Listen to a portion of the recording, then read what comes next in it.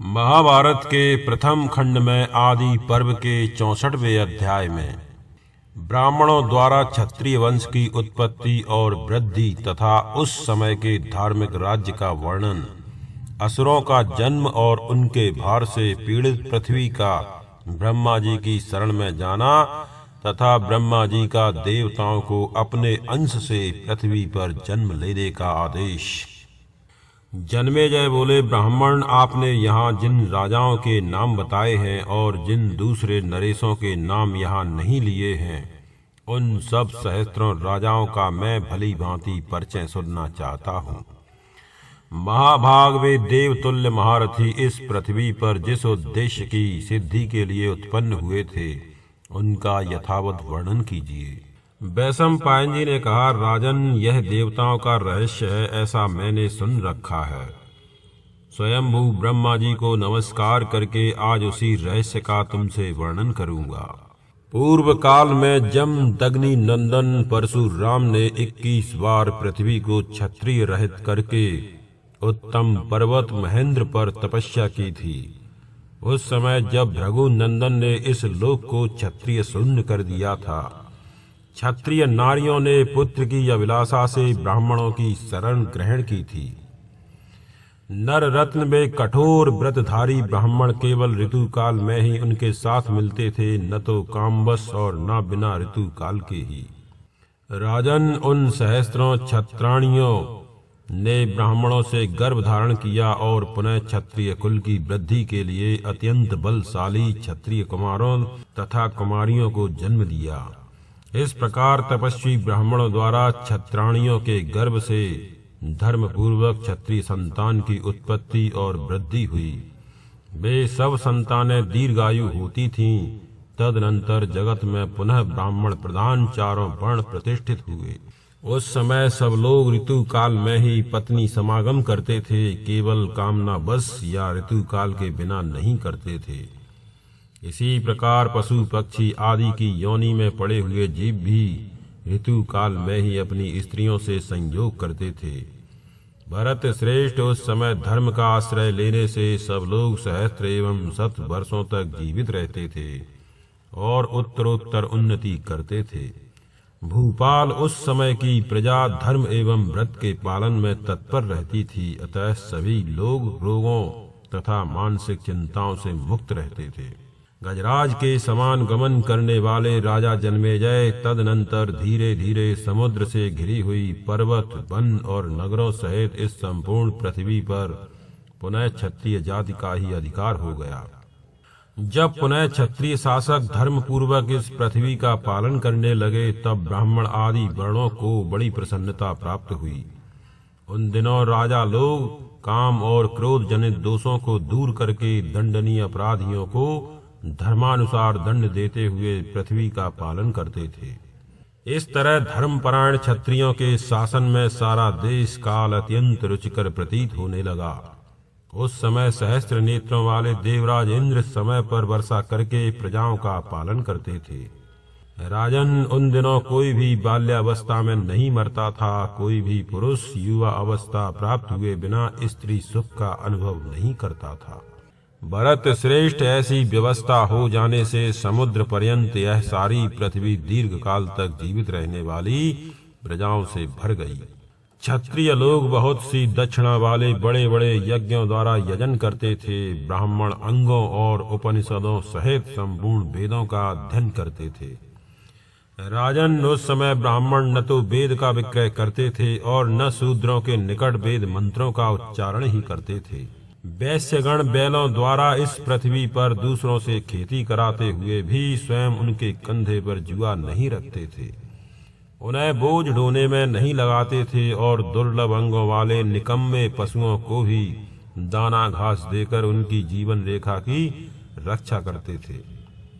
जब तक बछड़े केवल दूध पर रहते, घास नहीं चरते, तब तक मनुष्य गौओं का दूध नहीं दोहते थे।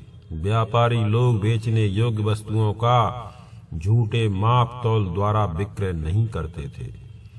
नर श्रेष्ठ, सब मनुष्य धर्म की ही ओर दृष्टि रखकर धर्म में ही तत्पर हो धर्मयुक्त कर्मों का ही अनुष्ठान करते थे। राजन, उस समय सब वर्णों के लोग अपने अपने कर्म के पालन में लगे रहते थे। नर श्रेष्ठ, इस प्रकार उस समय कहीं भी धर्म का हास नहीं होता था। भरत श्रेष्ठ, गौएं तथा स्त्रियां भी ठीक समय पर ही संतान उत्पन्न करती थीं। ऋतु आने पर ही वृक्षों में फूल और फल लगते थे। नरेश्वर, इस तरह उस समय सब ओर सत्ययुग छा रहा था। सारी पृथ्वी नाना प्रकार के प्राणियों से खूब भरी पूरी रहती थी। भरत श्रेष्ठ, इस प्रकार संपूर्ण मानव जगत बहुत प्रसन्न था। मनुजेश्वर, इसी समय असुर लोग राजपत्नियों के गर्भ से जन्म लेने लगे। उन दिनों अदिति के पुत्रों देवताओं द्वारा दैत्यगण अनेक बार युद्ध में पराजित हो चुके थे। स्वर्ग के ऐश्वर्य से भ्रष्ट होने पर वे इस पृथ्वी पर ही जन्म लेने लगे। प्रभो, यहीं रहकर देवत्व प्राप्त करने की इच्छा से वे मनुष्वी असुर भूतल पर मनुष्यों तथा भिन्न भिन्न प्राणियों में जन्म लेने लगे। राजेंद्र, गौओं, घोड़ों, गधों, ऊंटों, भैंसों, कच्चे मांस खाने वाले पशुओं, हाथियों और मृगों की योनि में भी यहाँ असुरों ने जन्म लिया और अभी तक वे जन्म धारण करते जा रहे थे। उन सब से यह पृथ्वी इस प्रकार भर गई कि अपने आप को भी धारण करने में समर्थ न हो सकी।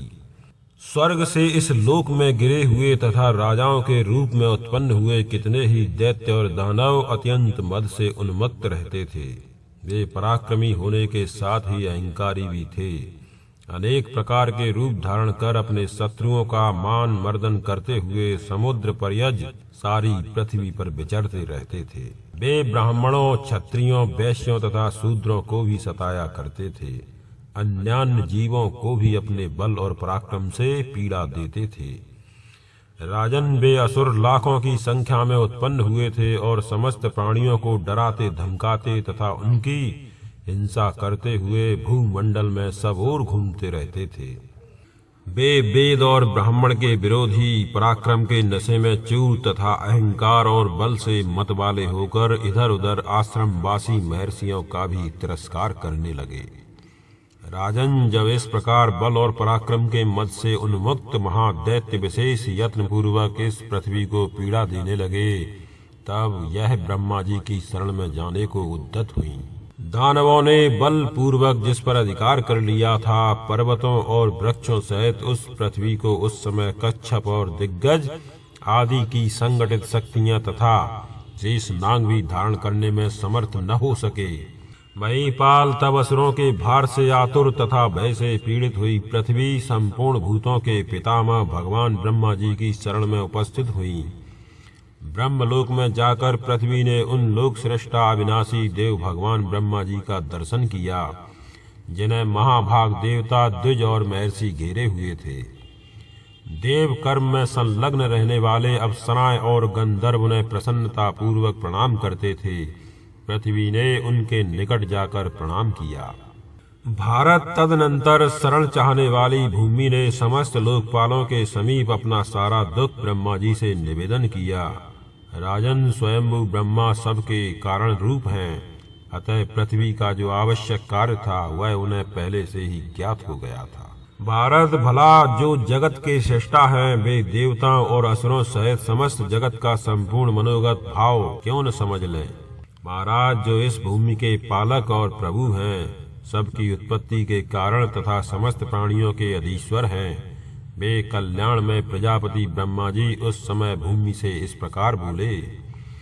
ब्रह्मा जी ने कहा, वसुंधरे, तुम जिस उद्देश्य से मेरे पास आई हो, उसकी सिद्धि के लिए मैं संपूर्ण देवताओं को नियुक्त कर रहा हूँ।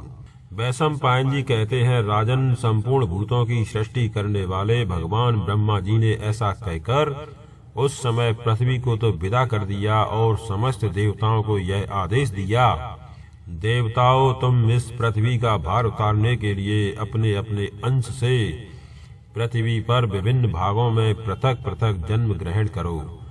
वहां असुरों से विरोध करके अभीष्ट उद्देश्य की सिद्धि करनी होगी। इसी प्रकार भगवान ब्रह्मा ने संपूर्ण गंधर्वों और अप्सराओं को भी बुलाकर यह अर्थ साधक वचन कहा। ब्रह्मा जी बोले, तुम सब लोग अपने अपने अंश से मनुष्यों में इच्छानुसार जन्म ग्रहण करो। तदनंतर इंद्र आदि सब देवताओं ने देवगुरु ब्रह्मा जी की सत्य अर्थ साधक और हितकर बात सुनकर उस समय उसे सिरोद्धार कर लिया। अब वे अपने अपने अंशों से भूलोक में सब ओर जाने का निश्चय करके शत्रुओं का नाश करने वाले भगवान नारायण के समीप वैकुंठ धाम में जाने को उद्यत हुए।